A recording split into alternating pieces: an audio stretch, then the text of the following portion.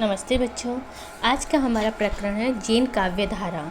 इसके अंतर्गत हम आदिकाल के जैन साहित्य के बारे में अध्ययन करेंगे। इसके साथ ही जैन के कौन कौन से प्रमुख कवि रहे हैं और उन्होंने कौन कौन सी रचनाएं की है और उन रचनाओं में क्या विशेषताएं हैं, इनका हम विस्तार से अध्ययन करेंगे। जिस प्रकार हिंदी के क्षेत्र में सिद्धों ने बौद्ध धर्म की ब्रजयान मत का प्रसार किया, उसी प्रकार पश्चिमी क्षेत्र में जैन साधुओं ने भी अपने मत का प्रसार किया। हमने पिछली कक्षाओं में पढ़ा था कि आदिकाल के अंदर हमने सिद्ध साहित्य और नाथ साहित्य बहुत प्रमुख थे। इसके अलावा साहित्य के बारे में अगर हम अध्ययन करें तो उसमें जैन साहित्य भी अपने आप में एक विशेष स्थान रखता है। इस जैन की जो प्रमुख दो शाखाएं हैं, दिगंबर और दूसरी श्वेतांबर। श्वेतांबर जैन साधु कवि विद्वानों ने इस समय का क्षेत्र राजस्थान और गुजरात रहा है। महामानव बुद्ध के समान ही महावीर स्वामी ने भी अपने धर्म का प्रचार लोक भाषा के माध्यम से किया था। इसी प्रकार जैन धर्म के अनुयायियों को अपने धार्मिक सिद्धांतों का ज्ञान अपभ्रंश से ही प्राप्त हुआ। जैन मुनियों ने अपभ्रंश भाषा में प्रचुर मात्रा में रचनाएं लिखी जो धार्मिक है। वैसे तो जैन उत्तर भारत में जहाँ तहाँ फैले हुए थे, किंतु 8वीं से 13वीं शताब्दी तक काठियावाड़ गुजरात में इसकी प्रधानता रही है। वहाँ के चालुक्य राष्ट्रकूट और सोलंकी राजाओं ने भी इन पर भी इनका पर्याप्त प्रभाव पड़ा था।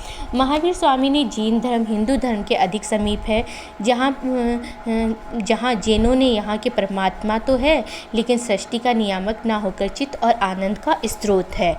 अर्थात जो ईश्वर है वो सृष्टि का नियामक नहीं है, अर्थात निर्माण करता नहीं हो कि वो तो हमारे अंदर विराजमान रहते हैं, जो हमारे चित्त और आनंद का स्रोत है। उसका संसार से कोई संबंध नहीं है। प्रत्येक मनुष्य अपनी साधना और पुरुष से परमात्मा बन सकता है। उन्होंने जीवन में अहिंसा, त्याग, करुणा और दया का महत्वपूर्ण स्थान बताया।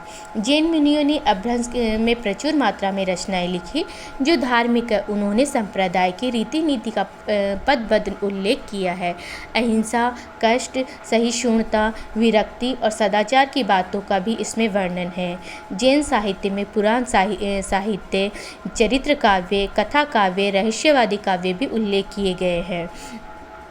पुराण संबंधी जो रचनाएं हैं उसके अंतर्गत आख्यानों की रचयिता में स्वयंभू, पुष्पदत्त, हरिभद्र सूरी, विनय चंद्र सूरी, धनपाल, जोईदू, राम सिंह का विशेष स्थान है। जैन ग्रंथों में देवसेन कृत सर्वाकाचार, दर्शनसार और स्वयंभू द्वारा रचित ब्रह्मचर्य का एक विशेष स्थान है। जैन रासक और रास काव्य परंपरा में भारतेश्वर बाहुबली रास और स्थूलभद्र रास और विजय सेन सूरी की रेवतगिरी रास का उल्लेखनीय स्थान है।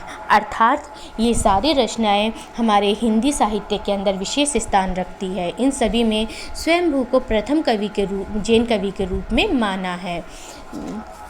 इसके पश्चात जैन कवियों और उनकी रचनाओं में सर्वप्रथम आता है सर्वाकाचार, जो कि देवसेन द्वारा कृत है। ये 1936 ईस्वी में लिखी गई थी। इसका अपभ्रंश का एक काव्य है और हिंदी में अन्य रचनाओं में लघुमय चक्र और दर्शनसार सर्वाकाचार में 250 दोहे हैं। उनके सार्वक धर्म यानी जो जैन धर्म से संबंधित है उसका प्रतिपादन किया गया। इसमें गृहस्थ धर्म का विस्तार विवेचन मिलता है। इसकी रचना दोहा छंद में भी की गई है।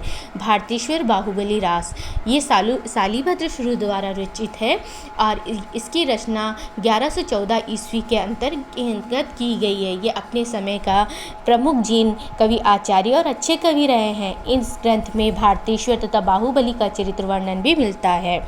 भरत आयु में बड़े थे और अधिक पराक्रमी थे, जबकि वे अयोध्या के राजा बनाए गए और बाहुबली को तक्षशिला का राज्य मिला।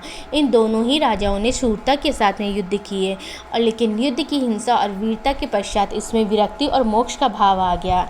अगर आपने इतिहास में पढ़ा हो तो उसमें अशोक के साथ में भी यही हुआ था। कलिंग के युद्ध के पूर्व वो बहुत ही क्रूर राजा था, लेकिन जब कलिंग के युद्ध में उसने हिंसा देखी तो उसके बाद में उसमें विरक्ति आ गई। उसी प्रकार प्रकार भारतेश्वर और बाहुबली दोनों के अंदर विरक्ति का भाव आ गया। वीर और श्रृंगार रसों में निर्वेद में अंत हुआ और 250 शब्दों में रचित यह सुंदर खंड काव्य है। इसकी भाषा में नाटकीयता है और उक्ति वैचित्र्य और रचनात्मकता का इसमें सर्वत्र दर्शन मिलता है। इसके अलावा आता है चंद्रबाला रास। चंद्रबाला रास आक्सू के द्वारा लिखी गई है। ये 35 शब्दों का एक लघु काव्य है। इसकी रचना 1280 में लगभग आक्सू के द्वारा की गई थी। इसकी कथा चंद्रबाला चंपा नगरी के राजा पर एक बार कौशंबी के राजा शतामिक ने चंपा नगरी पर आक्रमण कर दिया। सेनापति ने चंद्रबाला का अपहरण किया और उसे एक सेठ को बेच दिया। सेठ की स्त्री ने उसे बहुत कष्ट दिए। चंद्रबाला अपने सतीत्व पर अटल रही और दुख सहन करते हुए महावीर से दीक्षा ली और मोक्ष की प्राप्ति की। इस प्रकार लघु कथानक का आधारित ये जैन काव्य करुण रस से परिपूर्ण है। इसके बाद में आती है स्थूल भद्र रास, जो कि जीन भद्रसूरी के द्वारा रचित रचना है। 1209 ईस्वी में रचित इस काव्य में जीन भद्रसूरी द्वारा स्थूल भद्रा और कौशल की अन्य रचनाएं भी मिलती है, किंतु इन रचनाओं में उसका प्रत्यक्ष संबंध नहीं है। कोशा के बाद भौगोलिक स्थान पर आने वाला स्थूलभद्री को जैन धर्म में दीक्षा देने के बाद मोक्ष का अधिकारी माना गया। इसकी भाषा का मूल रूप हिंदी है और ये अपभ्रंश भाषा का प्रभाव देखने को भी मिलता है। उसके बाद में हम बात करते हैं रेवतगिरी। रेवतगिरी राजा कवि विजय सेंचुरी का काव्य है। यह 1228 ईस्वी में लिखा गया था और जैन तीर्थकर का महत्व प्रतिपादित किया गया है। इसमें गिरिन आर के जैन मंदिरों का पुनरुद्धार की कथा है। ये रचना 4 कड़का को में विभक्त है। इसमें 80 छंद है और गीति नाटिका कृष्ण प्रतीत होता है। इसका आरंभ तीर्थ ईश्वर अंबिका देवी की वंदना से होता है। ये रचना राशि के रूप में खेलने योग्य है। नेमिनाथ रास सुमति गनी ने इस काव्य की रचना सुमति गनी ने इसकी रचना की थी। ये 58 शब्दों की इस रचना में कवि नेमिचंद के चरित्र को सरल भाषा में प्रकट किया गया है। साहित्य में और अपभ्रंश शैली की विशेषता अनेकता ग्रहण कर जैन धर्म के 2 प्रधान संप्रदाय दिगंबर और श्वेतांबर में पुरानी हिंदी में केवल दिगंबर धर्म से संबंधित रचना ही निर्मित हुई थी। इसकी रचना आज उपलब्ध नहीं है। आदिकाल में सबसे बड़ी समस्या यही रही है कि अधिकांश जो काव्य है वो हमें उपलब्ध नहीं होते हैं और जो उपलब्ध होते हैं वो बहुत क्षीण अवस्था में उपलब्ध होते हैं। जैन साहित्य के बारे में अगर हम देखें तो उनमें कुछ विशेषताएं पाई जाती है और जैसे कि विषय की विविधता। जैन साहित्य जो है उसमें धार्मिक साहित्य के बावजूद सामाजिक, धार्मिक, ऐतिहासिक विषयों के अलावा लोक आख्यान की कई रचनाएं भी अपनाई है और रामायण महाभारत की कथाओं को भी इन कवियों ने दक्षता के साथ में अपनाया और प्रस्तुत किया है। इसकी दूसरी विशेषता होती उपदेश मूलकता, यानी इसमें उपदेश का वर्णन किया गया है। यह जैन साहित्य की प्रमुख प्रति है।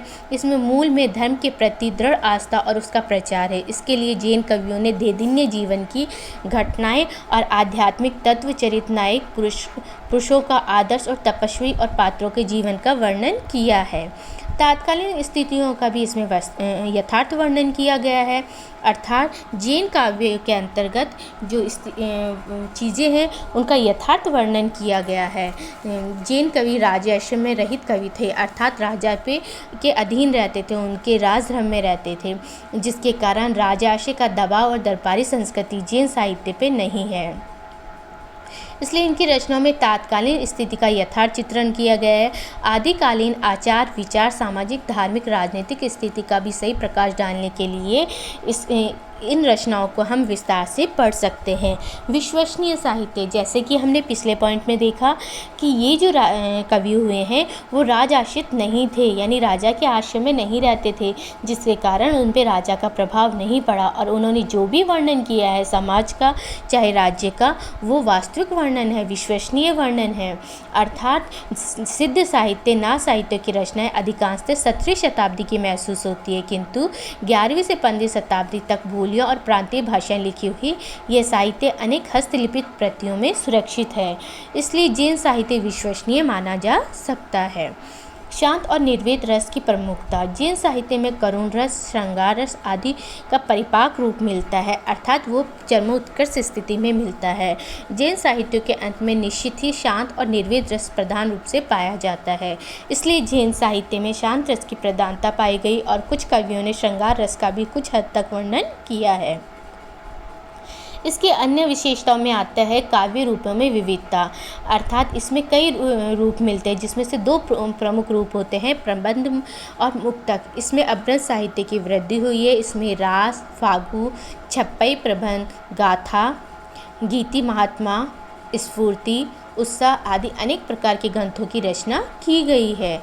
इसकी अन्य विशेषता में आती है लोक भाषा की प्रतिष्ठा। अभ्रंश से निकली हुई हिंदी प्राचीन रूप में मिलती है, भाषा गद्य रूप में कम मिलती है और ग्राम ग्राम नगर नगर में घूम के इसका प्रचार किया गया है।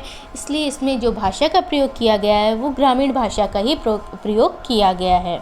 इसके अलावा इसमें लौकिक और अलौकिक के आंतरिक परिचय का भी इसमें वर्णन किया गया है, अर्थात जहाँ पे सांसारिक चीज़ों का वर्णन किया गया है, स्त्री पुरुष के प्रेम का वर्णन किया गया है, वहीं पे इसमें आध्यात्मिक प्रेम यानी ईश्वर से प्रेम का भी वर्णन किया गया है। इसमें तीर्थंकरों में 24 और चक्रवर्ती 12 बताए गए हैं। पुरुषों से संबंधित जो साहित्य है उसमें 24 तीर्थंकर और 12 चक्रवर्ती बताए गए। जैन ग्रंथ साहित्य प्रेम कथाओं में अनेक रचनाएं लिखी और ये जो प्रेम कथाएं हैं वो लौकिक और अलौकिक दोनों प्रकार का संकेत देती है। जैन धर्म में अधिक और विशेषकर महत्व से सम्यक दर्शन, सम्यक ज्ञान और सम्यक चरित्र के ऊपर विवेचना में दिया गया है।